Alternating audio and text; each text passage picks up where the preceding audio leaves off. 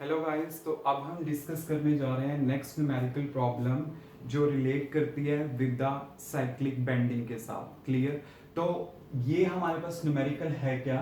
Find the angle through which a cyclist bends when he covers a circular path 34.3 metre long in root 22 seconds. Clear? मतलब आपके पास parameter दिए हुए हैं and you have to find out the angle.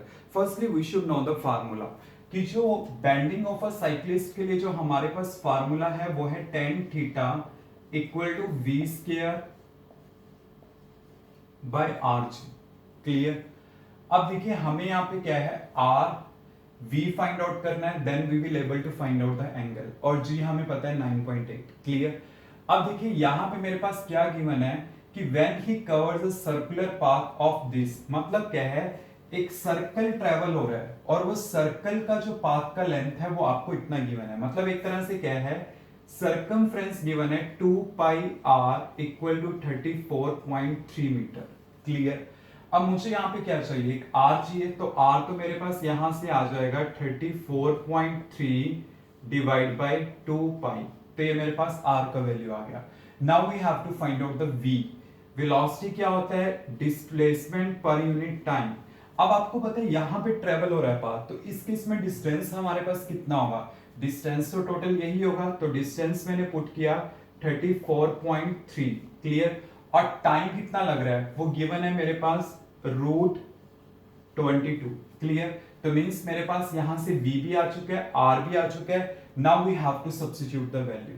I think ये चीज clear हो गई होगी कि मैंने किस टाइप से ये फाइंड आउट किया है। मतलब मेरे पास 2 पाई r का वैल्यू गिवन है 34.3, यहां से r आ गए, और मुझे क्या चाहिए, v क्या होगा, डिस्टेंस पर यूनिट टाइम, तो 34.3, और टाइमिंग मेरे पास गिवन है, तो ये भी मैं पुट कर लूंगा। तो अब मेरे पास क्या आ जाएगा, tan theta equal to v का वैल्यू पुट किया 34.3 डिवाइड बाय रूट 22, इसका मैंने क्या करना है, स्क्वायर करना है।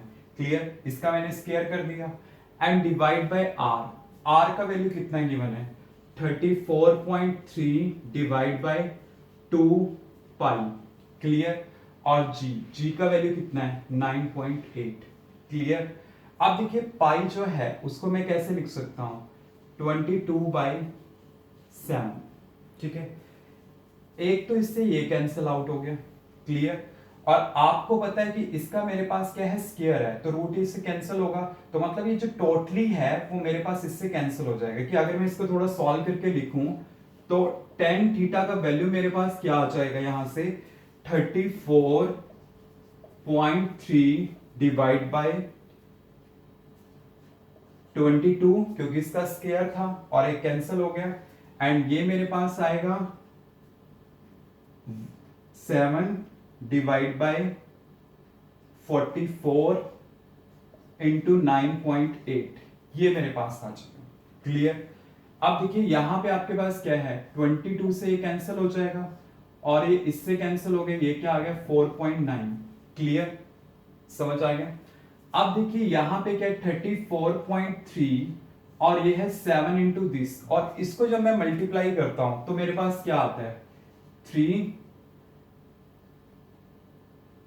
ये मेरे पास आएगा 34.3। क्लियर?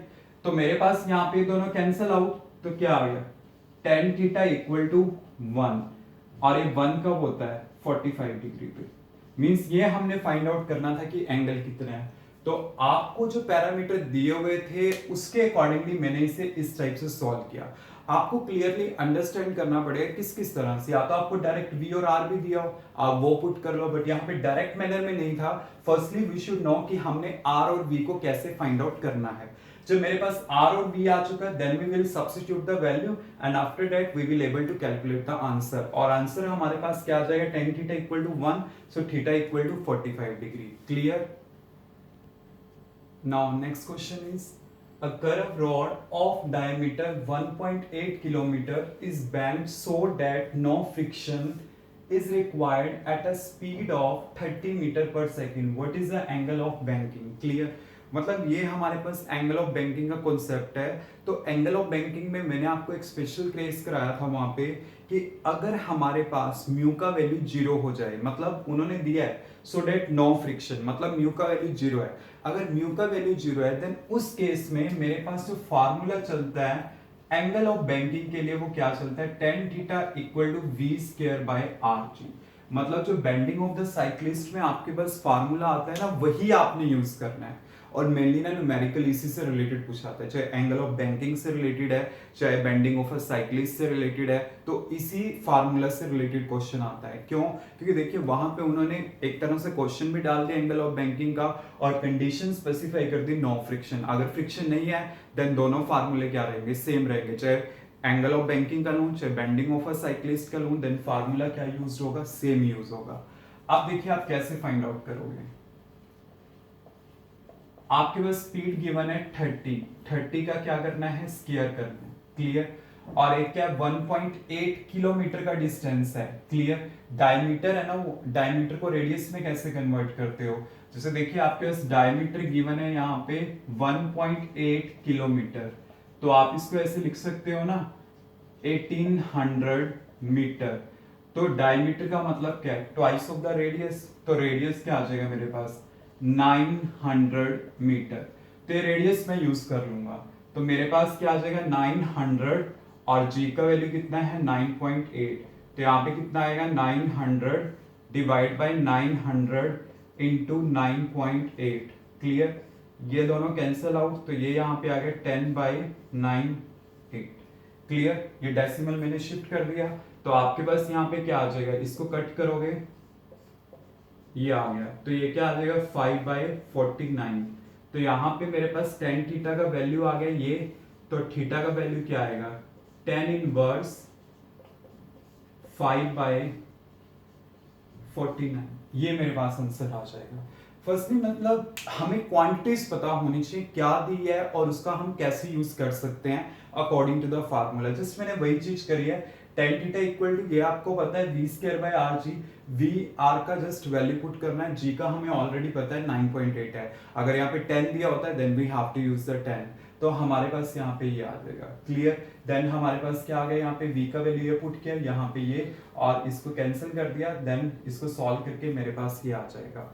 आई थिंक ये क्लियर हो गया किस टाइप से मैंने फाइंड आउट किया।